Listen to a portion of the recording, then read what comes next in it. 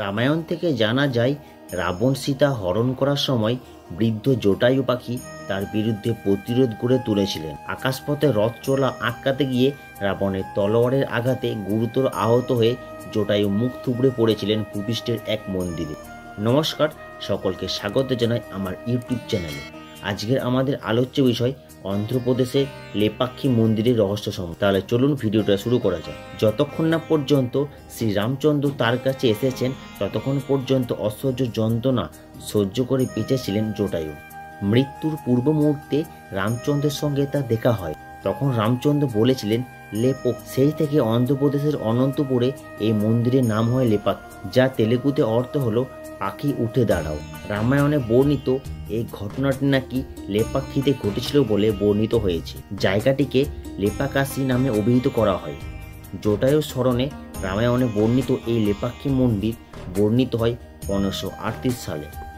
16 শতকে নির্মিত এই দেবালয়ের গঠন বিজয়নগর শৈলীতে।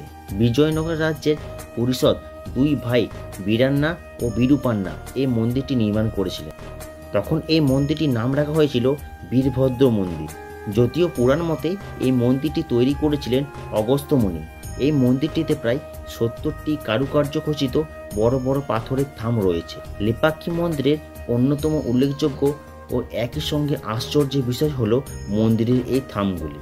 এগুলিকে নিয়ে পর্যটকদের আগ্রহ দিনকে দিন বেড়েই চলেছে।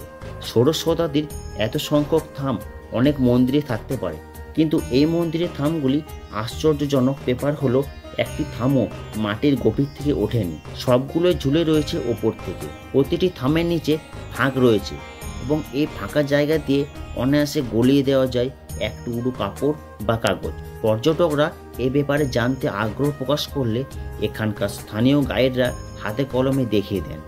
এখানকার গাইডরা কাগজের পৃষ্ঠা বা মহিলাদের ওড়না নিয়ে ঘোরেন।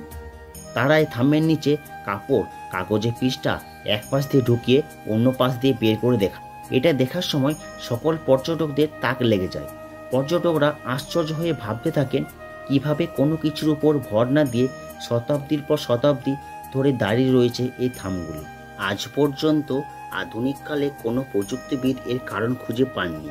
আর কি উদ্দেশ্যে এই থামগুলি ঝুলন্ত অবস্থায় রয়েছে এই বিষয়ে গবেষকরা গবেষণা চালিয়ে যাচ্ছে।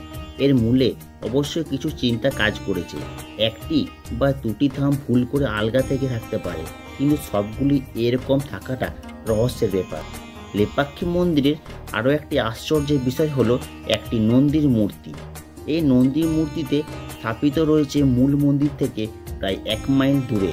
মূর্তিটি লম্বায় 27 ফুট, উচ্চতায় 15 ফুট। এই বিশালাকার নন্দী মূর্তি সম্ভবত ভারতের সবচেয়ে বড় নন্দী মূর্তি।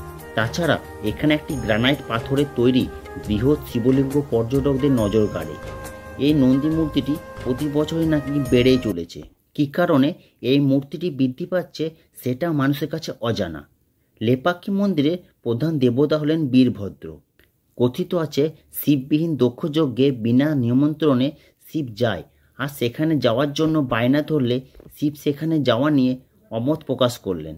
সতী তখন দশমহাবিদ্যার রূপ দেখিয়ে শিবের মন জয় করে মহানন্দে পিতৃলয়ে গেলেন। বিনা নিমন্ত্রণে সতীকে যজ্ঞে উপস্থিত হতে দেখে শিবের নামে নিন্দা করতে লাগলেন দক্ষ। সতীর প্রতি নিন্দা সহ্য করতে না পেরে তিনি যজ্ঞে নিজের প্রাণ দিলেন। দক্ষ যজ্ঞে সতীর মৃত্যু ঘটেছে শুনে শিব শোকে ও ক্রোধে নিজের মাথার জটাজাল থেকে একটা জটা ছিঁড়ে ভূমিতে ফেলা মাত্র জন্ম হলো বীরভদ্রের। তখন বীরভদ্র দক্ষের মাথা থেকে ধড়কে আলাদা করে দিল।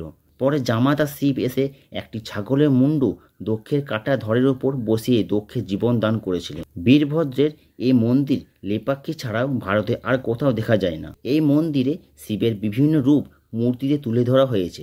মানুষের বিশ্বাস শিব প্রতিদিন রাত্রে নন্দীকে নিয়ে এই মন্দিরে বিচরণ করেন। শোনা যায় এই দৃশ্য অনেকেই নাকি প্রত্যক্ষ করেছেন। একই সঙ্গে ইতিহাস, পুরাণ ও রহস্যের জগতে বিচরণ করতে আপনি যেতেই পারেন অন্ধ্রপ্রদেশের অনন্তপুরের লেপাক্ষী মন্দির। তাহলে এই ছিল আজকের আমাদের নিবেদন। ভিডিওটি ভালো লেগে থাকলে চ্যানেলটি লাইক, সাবস্ক্রাইব ও শেয়ার করতে ভুলবেন না। তাহলে দেখা হচ্ছে পরের ভিডিওতে।